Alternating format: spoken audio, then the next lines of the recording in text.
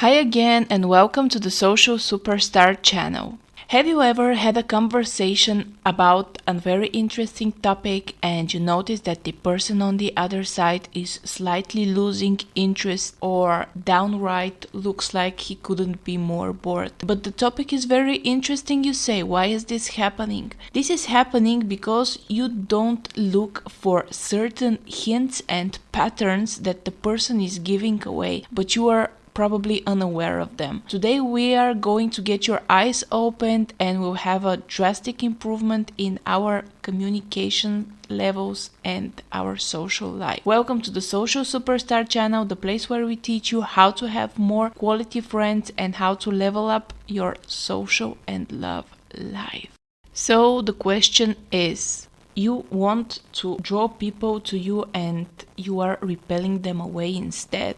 I have the answer you are missing. This is one of the most transformative models I have ever learned in my life. I am a firm believer of efficacy of personality typing because I apply the systems in my life and they do work with big effect. The Myers-Briggs personality system is probably the easiest to use and the merits it yields are tremendous. It was inspired by Carl Jung's types. It was further developed by Catherine Myers and Isabel Briggs. It is really a game changer if you follow the principles, and the results will come with your first interactions and you will go from boring to the most impressive and interesting person people recently met.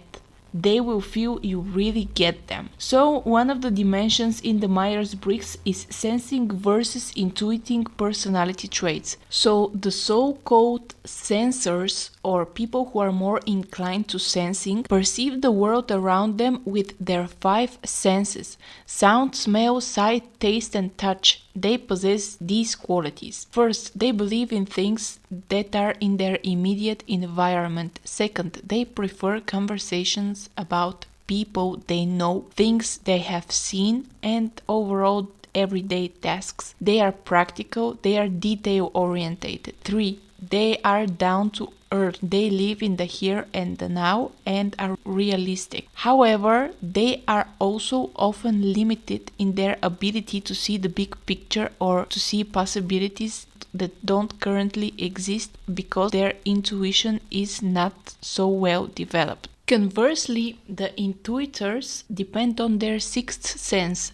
What could be easily see patterns and possibilities and implications. They can see the big picture. They like abstract topics. They are future orientated, more creative, find unusual applications of everyday objects. They are not very familiar with their surroundings though, and since intuitives are naturally interested in the psychological workings of the human relationships, they are much more likely to accept this theory as a valid than their sensing counterparts. It was estimated that around 65% of the American population are sensors and 35% intuitors. So the odds are about 2 to 1 that the person you are talking to is a sensor. And this is why if you are a strong intuitor like me, you have to develop your sensing muscle.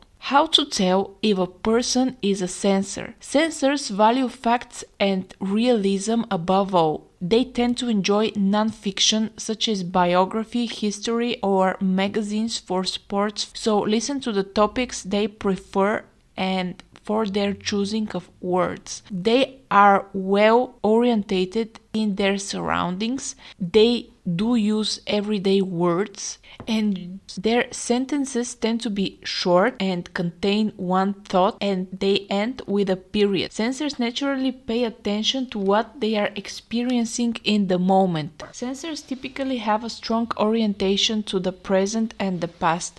They often have excellent memories for things they have experienced and they use this information to make decisions. They are more comfortable with things they have known, they have tried, they have tested, rather than experimenting on things they have untested. Sensors in their larger numbers are the ones who really decide what is fashionable and what is not. Sensors who also are extroverts tend to wear bolder colors and patterns than the introverted sensors who prefer darker colors. Sensor sentences tend to be short, contain one thought, and end with a period. Here is an example. Handed the flower and asked to tell you about it, the sensor will note how vivid the colors are, for example, the smooth texture of their leaves, the delicate fragrance, and how light and how fragile the flower is. In other words, what their five senses tell them about the flower. Sensors typically have a strong orientation to the present and the past. They often have excellent memories for things they have experienced and use this information to make decisions. They are more comfortable with things they have known, they have tried and tested, rather than experimenting with things yet untested. How to tell if a person is an intuiter? Intuitors use more complex wording. Their sentences are longer. Intuitives' sentences tend to be long, compounded, and often trail off unfinished. They use analogies and metaphors to communicate and repeat their thoughts, although they usually say the same thing with a different spin or a subtle interpretation. Intuitors have their own style of clothing and haircut. What's more, sometimes they can seem downright strange. Intuitives, with their appreciation of imagination, tend to prefer fiction, poetry, and plays, but due to their less developed sensing, they can be inaccurate with facts, impractical, and often unrealistic. While sensors tend to think in a linear fashion, one thought following the next, intuitives frequently engage in intuitive leaps of thinking. So, know thyself. Am I more down-to-earth person and a sensible person, or am I a creative and an imaginative person? Intuitives are generally intrigued with anything new and original. They have a more future-oriented behavior, and in fact, they tend to spend more waking hours thinking ahead of time. If you hand a flower to an intuitive and ask them to tell you about it, they may remember something from their childhood, for example, how their favorite aunt had them in their garden and the flower reminds them of the time that will never come back again. And you'll notice that instead of telling you facts about the flower, the intuiter starts to talk about the associations with it. So how do I know if I am a sensor or I am an intuiter? Do I usually pay more attention to the details and the real life facts? And do I try to understand the underlying meanings of those facts? Do I talk in a straight manner or do I use metaphors and analogies in my speech? Am I more down-to-earth and realistic person, or am I a creative and abstract thinker? Am I more aware of the here and now, or do I imagine how the future events would look like? So, we now know about the sensor people and the intuitive people, and there is a huge gap of difference in their preferred topics. So, how to talk to a sensor? Sensors like information they can apply in the moment. They like to talk about the news, the weather, who did what, maybe some gossiping, how to cook the perfect grilled vegetables, how to have shiny windows, what to do to get promoted, these kinds of stuff.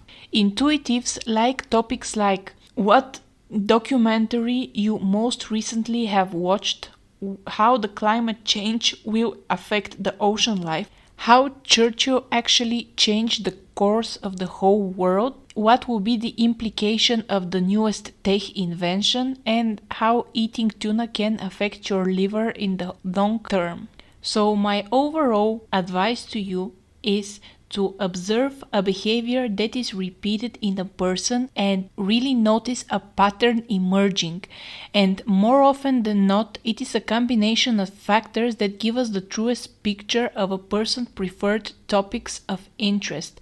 And this is how you can nail the perfect conversation. And in the whole Myers-Briggs spectrum, maybe the strongest misunderstandings can arise between the sensors and the intuitors. Sensors are very drawn to the details and the here and now, so they can be annoyed at intuitors for not being in line with reality, while they are actually watching the situation from a much bigger perspective. Sensors also might see intuitives as flighty and erratic, unrealistic, impractical, having their heads in the clouds, too complicated and theoretical, while intuitives might see sensors as unimaginative and creative, boring, resistant to new things, stodgy, sticks in the mud, lacking vision, and overly simplistic. Thanks for listening. I hope you had enriched yourself with this video, and see you in the next one. Bye.